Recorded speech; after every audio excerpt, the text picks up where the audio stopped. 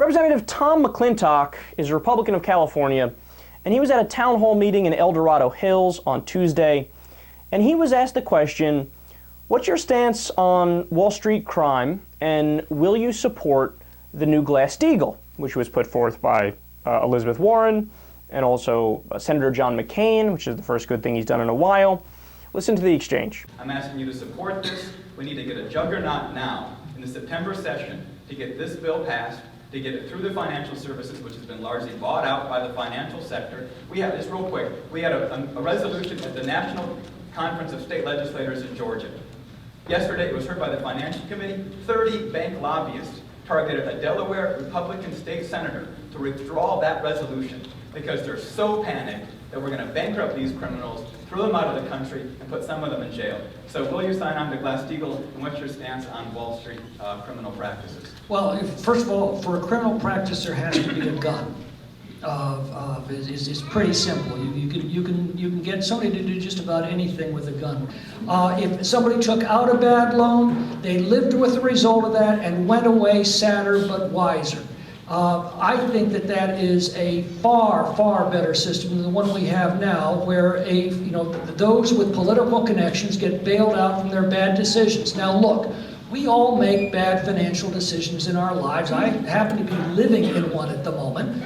But those bad decisions that we make are the price we pay for the freedom to make all of the good decisions in our lives. Okay. That guy is too stupid to be a congressman. Quote, for a criminal practice, there has to be a gun. It's pretty simple. No, you're pretty simple. Is he serious? The majority of crimes have nothing to do with a gun.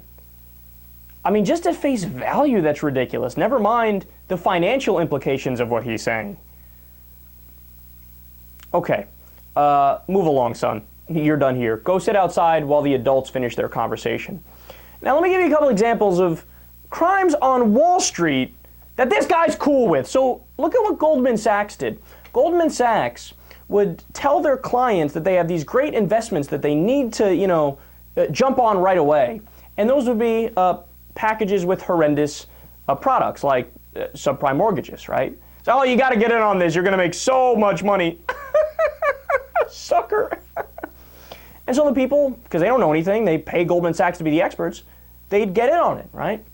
And then Goldman Sachs would turn around and place a bet that the packages they just sold, which are supposed to be awesome, are going to fail. So they knew it was a shitty product, but they sold it anyway. Okay, that's called fraud. How many people got caught, prosecuted at Goldman Sachs? One. And it just happened like this week. And he's spending like 2 days at a resort, and then he's coming out and going back to school, and he'll be welcomed back in the financial sector with open arms or be hired as a teacher somewhere. But that's fine according to this guy. That's fine according to Representative McClintock. Or how about adjustable rate mortgages? What happened? What led to the Great Recession? Well, one thing they would do, you would have these financial institutions selling people mortgages. They say, oh, don't worry, we don't need any proof of income. We don't need any proof of job. Doesn't matter at all.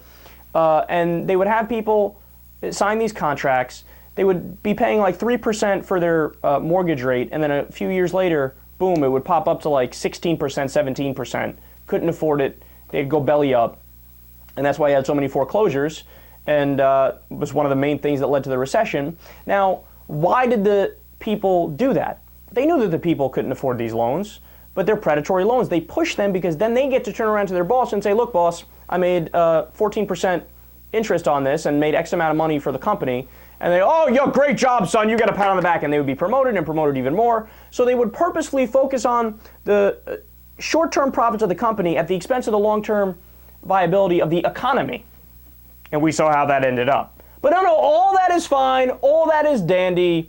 Doesn't matter because unless you have a gun, it's not a crime.